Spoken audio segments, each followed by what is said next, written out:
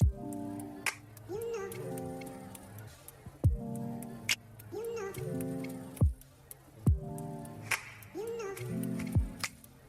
Friends, good morning. Welcome back to my channel Shobhanish world. আমি আগের ব্লগে শেয়ার করেছি আমরা একটু এসেছি ভ্রমণের উদ্দেশ্যে, তো সেজন্য আমরা কৃষ্ণনগরে রয়েছি সৌভিকের এক দাদার মেসে। অ্যাকচুয়ালি পিসির বাড়িটা হচ্ছে আমাদের ওই দিকে, মানে আমাদের বাড়ি থেকে সামনে, তবে এই দাদা কাজের সূত্রে এই কৃষ্ণনগরে থাকে, তো বাড়ি ভাড়া নিয়েই থাকে, তো এখানে আমরা এসেছি। যাই হোক, আমরা ঘর থেকে বেরিয়ে পড়লাম মোটামুটি 9টার সময়। তো আমাদের গাড়িও চলে এসেছে। এখন এই গাড়ি করে যাচ্ছি একটা মন্দিরে পুজো দেওয়ার জন্য। তো সকাল সকাল ফ্রেশ হয়ে রেডি হয়ে নিয়েছিলাম, তো এখন বেরিয়ে পড়লাম মন্দিরে যাওয়ার উদ্দেশ্যে। এখানে একটা খুব বিখ্যাত শিবের মন্দির রয়েছে, তো দাদা বলল ওই মন্দিরটায় ঘুরে আসতে। তো দাদা নিয়ে যাচ্ছে, অফিস ছুটি ছিল আজকে সেই জন্য। তো চলুন আপনাদেরকেও সাথে করে নিয়ে যাই। তো অনেকটা সময় পার করার পর আমরা পৌঁছে গেছি আমরা যে মন্দিরের উদ্দেশ্যে সকালবেলা থেকে রওনা দিয়েছিলাম। কৃষ্ণনগর থেকে এটা ডিস্টেন্স বেশ মোটামুটি 40 মিনিটস থেকে 50 মিনিটসের মতো, মানে অনেকটাই দূরে রয়েছে। চারিদিকটা একটু আপনাদের সাথে ঘুরে ঘুরে দেখানোর চেষ্টা করছি। আর এই হচ্ছে মন্দির। কথায় বলে রাজা কৃষ্ণচন্দ্র বলে যিনি ছিলেন তিনি এই মন্দিরটির প্রতিষ্ঠাতা, মানে বুঝতেই পারছেন অনেক দিন আগেকার এই মন্দিরটি। তো এই মন্দিরটির বিশেষত্ব হচ্ছে এই মন্দিরটিতে যে শিবলিঙ্গটি রয়েছে সেই শিবলিঙ্গটি হচ্ছে সবথেকে বড়, মানে এশিয়ার দ্বিতীয় বৃহত্তম শিবলিঙ্গ। তো দেখার তো বিষয় বটেই, কারণ আমরা এত বড় শিবলিঙ্গ আজ পর্যন্ত কোথাও দেখিনি। তো যখন একটা সুযোগ পেলাম সেটা তো ঘুরে আসবই আসবো। যাই হোক, আমাদের বাড়িতে তো শিব ঠাকুর রয়েছে, আপনাদের সাথে অনেকবারই সে কথা শেয়ার করেছি, তবে এই শিবলিঙ্গটি দেখার ইচ্ছা এই জন্যই। তো সকাল সকাল বেরিয়ে পড়েছিলাম। এখানে পুজো কিনে নিতে পারেন, একটা ছোট্ট করে দোকান বসে, তো সেখানে পুজো কিন্তু আপনারা কিনে নিতে পারেন। সেখানে ফুল সহযোগে পুজো আর জল ঢালার জন্য একটু দুধ আর গঙ্গা জল মিশিয়ে একটা ভাঁড়ে করে জল দেওয়া হয় শিবের মাথায় জল ঢালার জন্য। তো এই হচ্ছে সেই শিবলিঙ্গটি, যেটা দেখার জন্য আমরা সেই সকাল থেকে বেরিয়ে পড়েছিলাম। আমি আপনাদেরকে সবসময় বলি যে কপালটা আমার সত্যি খুব খারাপ হয় সবসময়, তবে এখন বলবো কপালটা সত্যি আমাদের খুব ভালো ছিল। আমরা যখন মন্দিরটায় পৌঁছালাম, মন্দিরটা চত্বরটা পুরোটা ফাঁকা ছিল, মানে তখন কোনো ভক্তই কিন্তু এসে পৌঁছাননি। পুরোপুরি মন্দির যখন খোলে, প্রায় খোলার মুখেই আমরা প্রবেশ করেছি, মানে মোটামুটি 9টা নাগাদ মন্দির খোলে, তো আমরা প্রায় 10টা নাগাদ পৌঁছে গেছিলাম, তখনও পর্যন্ত কোনো ভক্ত কিন্তু এসে পৌঁছায়নি।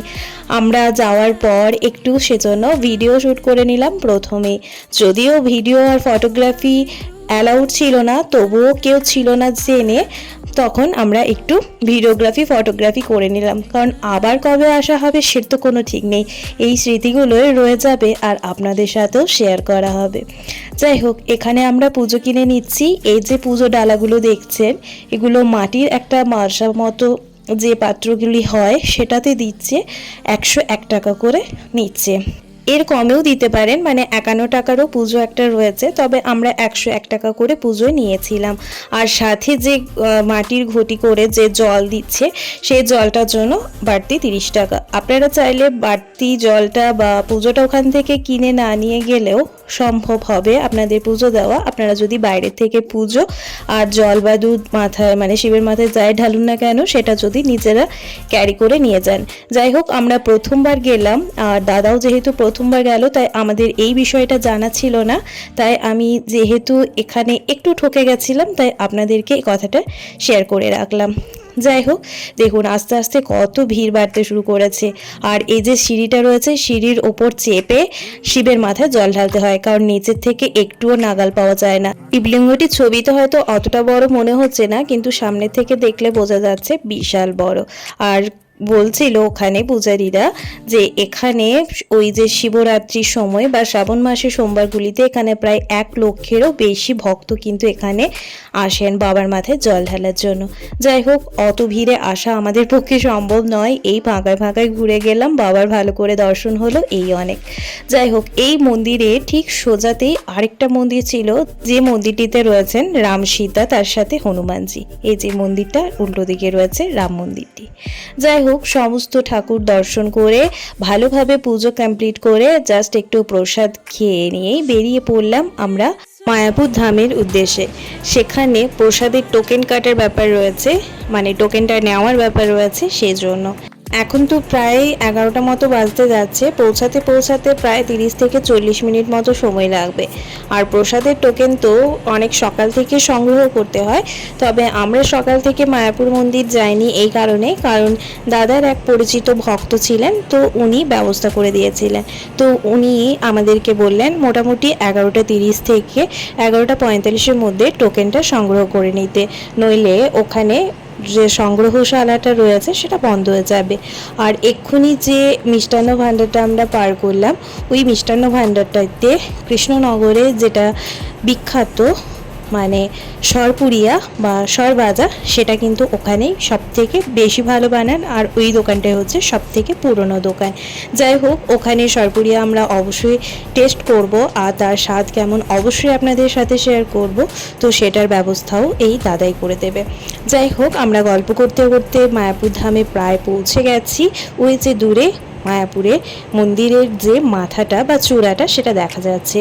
নেমে পড়লাম আমরা গাড়ি থেকে, আর বাইরে প্রচণ্ড রোদ্দুর, আর তার সাথে রয়েছে লোকজনের বিশাল ভিড়। তো চলুন এখন একটু হাঁটতে হাঁটতে যেতে শুরু করলাম মন্দিরের দিকে, কারণ একটু দূরেই আমরা নেমে পড়লাম।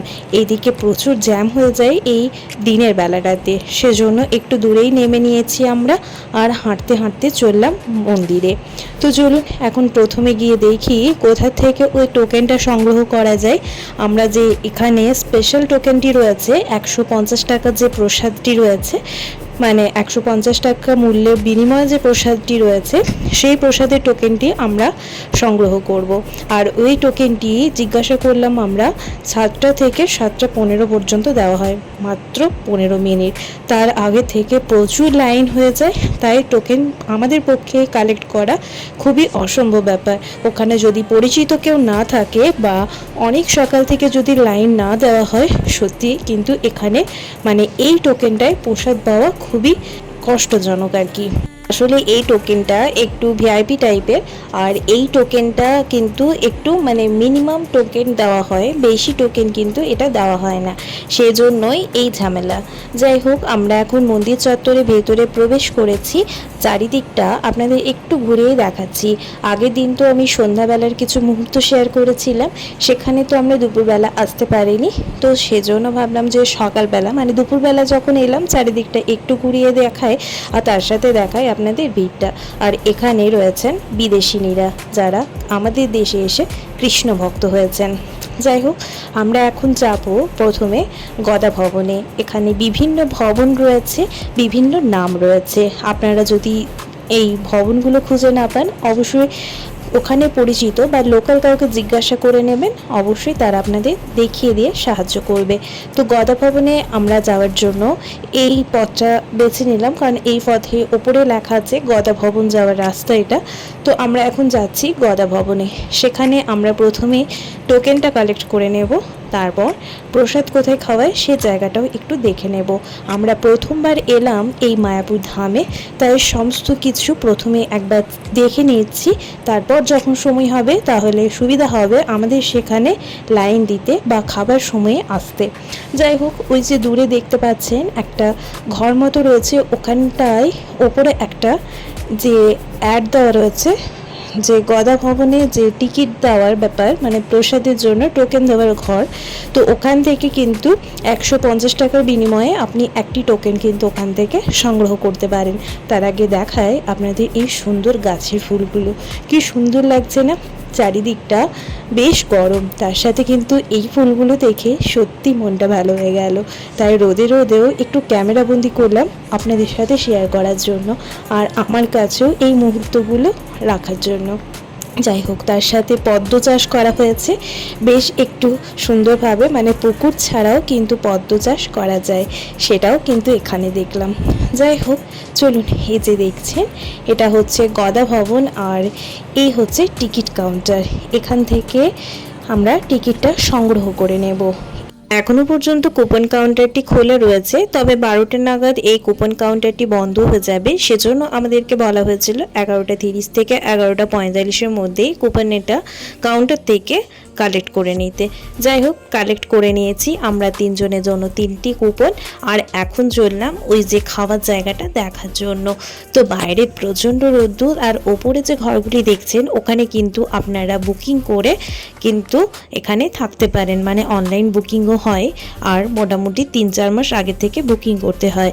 আর এখানে রয়েছে একটা সুন্দরভাবে ক্যাফে টাইপের, যেখানে আপনি নিরামিষ সমস্ত ধরনের খাবার পেতে পারেন, মানে রোল, প্যাটিস, বার্গার, পিৎজা সমস্ত ধরনের খাবার কিন্তু এখানে পাওয়া যাচ্ছে, পুরো ভেজ। যাই হোক, আমরা ওখানে কুপনটি কালেক্ট করে নিলাম 3 জনের জন্য 3টি। তারপর আমরা চলে এলাম কোথায় প্রসাদ খাওয়ানো হয় সেই জায়গাটি দেখার জন্য। তো এই যে দরজাটা দেখছেন, এই দরজাটির ভেতরে দেখা যাচ্ছে কিন্তু অনেক চেয়ার টেবিল দেওয়া রয়েছে। তো এই রুমটির ভেতরে খাবার খাওয়ার ব্যবস্থা রয়েছে, প্রসাদ খাওয়ার এখানে রয়েছে 4টা। প্রতিদিন প্রসাদে কি মেনু হয়, মানে এই সবজিগুলোই একটু উল্টে পাল্টে থাকে, মানে এই আইটেমগুলোই। তার সাথে রয়েছে কোন ক্লথ পরে এখানে প্রবেশ করা যাবে না সেটাও লেখা রয়েছে। আমি চার্ট বোর্ডটা দিয়ে দিলাম, আপনারা পজ করে অবশ্যই দেখে নেবেন। যাই হোক, এখানে সুন্দর লাগলো এই গরুর গাড়িটি দেখে, একটু অন্যরকম। আর বাইরে প্রচণ্ড গরম, সেই সকাল থেকে পুজো দিয়ে বেরিয়ে পড়েছি, তেমন কিছু খাওয়া হয়নি। আর প্রসাদের সময়ও প্রায় হতেই চললো, তাই আর ভারী কিছু খেলাম না, কারণ ভারী কিছু খেতে গেলে একটু দূরে যেতে হবে, আর এই রোদ্দুরে আর সেটা সম্ভব হচ্ছে না। তাই একটু ঠান্ডা হওয়ার জন্য 3 জনে 3টি আইসক্রিম নিয়ে নিলাম। আইসক্রিম খেতে খেতে চললাম আবারও মন্দির চত্বরের দিকে। ওই যে প্রসাদ খাওয়ানোর যে ব্যবস্থা রয়েছে ওখানেই একটু বসে পড়ব, তারপর যখন প্রসাদের লাইন পড়বে লাইন দেব। তো মোটামুটি 12:30 থেকে লাইন দেওয়ার কথা বলা হয়েছে। আর তার সাথে কুপনটি, মানে জয়জন রয়েছেন, কুপনটি নিজের হাতে একটা করে নিয়ে নিতে হবে। তো আমরা চলে এসেছি ওই যে প্রসাদ খাওয়ানোর যেখানে ব্যবস্থা রয়েছে সেই ভবনটিতে। তো একটা প্রায় বেজে গেছে, মানে ডট 1টা বাজে এখন। তো এদিকে উনি এসেছেন চাবি খুলে এই প্রসাদ খাওয়ার রুমটিতে প্রবেশ করানোর জন্য। এই যে ইনি একটা করে টিকিট কালেক্ট করছেন, মানে কুপন কালেক্ট করছেন, আর এক এক ভক্তকে এখানে প্রবেশ করানোর জন্য ব্যবস্থা করে দিচ্ছেন। তো দেখুন চারিদিকে রুমটা কিন্তু খুবই সুন্দর, একটু রেস্টুরেন্টের মতোই কিন্তু। আর এখানে রয়েছে প্রসাদের যে আইটেমগুলি রয়েছে সেগুলি সাজানো। তো এই যে ডাইনিং টেবিলগুলো বা টেবিলগুলো দেখছেন, এগুলো একসাথে 5 জন বসে খেতে পারেন। 5টি চেয়ার রয়েছে, তার সাথে রয়েছে বিভিন্ন খাবারের আইটেমগুলো আপনাদের সাথে শেয়ার করছি। তার আগে একটু আমি ভিডিওগ্রাফি করলাম এইখানে সাজানোটা, কি সুন্দর লাগছে না?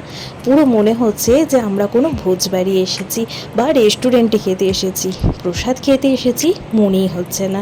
আমরা তো সেই নিচে বসে রোদ্দুরে বসে প্রসাদ খেতে অভ্যস্ত, বাট এখানে প্রসাদ খাওয়ার সিস্টেমটা জাস্ট অসাধারণ লাগলো। হ্যাঁ, বাইরে আরও যে কাউন্টারগুলোতে টিকিট দেওয়া হচ্ছে, যেটা 40 টাকা 80 টাকা রয়েছে, সেগুলো ভীষণ ভিড়, আর সেগুলো কিন্তু ওই রকমভাবেই রোদ্দুরে দাঁড়িয়ে থেকে লাইন দিয়ে যেতে হচ্ছে, এটাই একটু স্পেশাল। যাই হোক, এই টোকেনটি সেজন্য লিমিটেড, খুব একটা বেশি টোকেন কিন্তু এখানে দেওয়া হয় না। তো আমাদেরকে একটা করে গ্লাস দিয়ে দেওয়া হয়েছিল, 5টা গ্লাস, তার সাথে 5টা লেবু আর লবণের কৌটো ছিল। তো সবাই নিজের নিজের জায়গায় বসে পড়ছেন, মানে যে তেমন জায়গা পাচ্ছেন।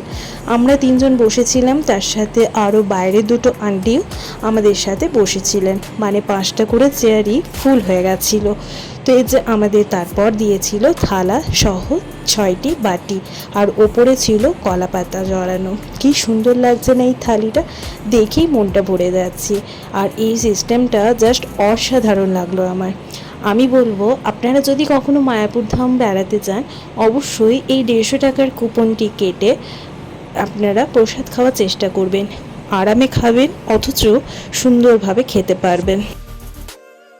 হরে কৃষ্ণ হরে কৃষ্ণ হরে কৃষ্ণ হরে কৃষ্ণ কৃষ্ণ কৃষ্ণ কৃষ্ণ কৃষ্ণ हरे हरे हरे हरे हरे राम हरे राम हरे राम हरे राम राम राम राम राम हरे हरे हरे हरे जय जगन्नाथ बलदेव सुभद्रा महारानी मां प्रसाद की जय विष्णुदेव भगवान की जय श्री प्रभुपाद की जय महबूब धाम की जय समस्त भक्तवृंदों की जय हृदय प्रेमानंदे প্রসাদ সার্ভ করার আগে একটু হরিনাম সংকীর্তন মানে হরে কৃষ্ণ নাম করে নেওয়া হলো সবাই মিলে, তারপর প্রসাদ দেওয়া শুরু হয়েছে। তো আজকের আইটেমে ছিল সাদা ভাত, তার সাথে লেবু তো আগের থেকেই ছিল, এর সাথে ছিল মুগের ডাল, তার সাথে পটল আলু সবজি, পনির কাবলি চানা দিয়ে একটা সবজি, শুক্তো, বেগুনি আর রুটি ছিল, যতটা খুশি খেতে পারবেন। আর তার সাথে ছিল চাটনি, পাঁপড়, দই আর পায়েস। জাস্ট অসাধারণ ছিল।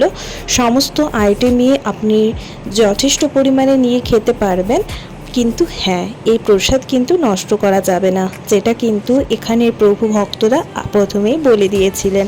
যাই হোক, সব মিলিয়ে সিস্টেম এবং খাবারের স্বাদ জাস্ট অসাধারণ লেগেছে। আমার তো খুব ভালো লেগেছে, আমি আবারও আসার চেষ্টা করব।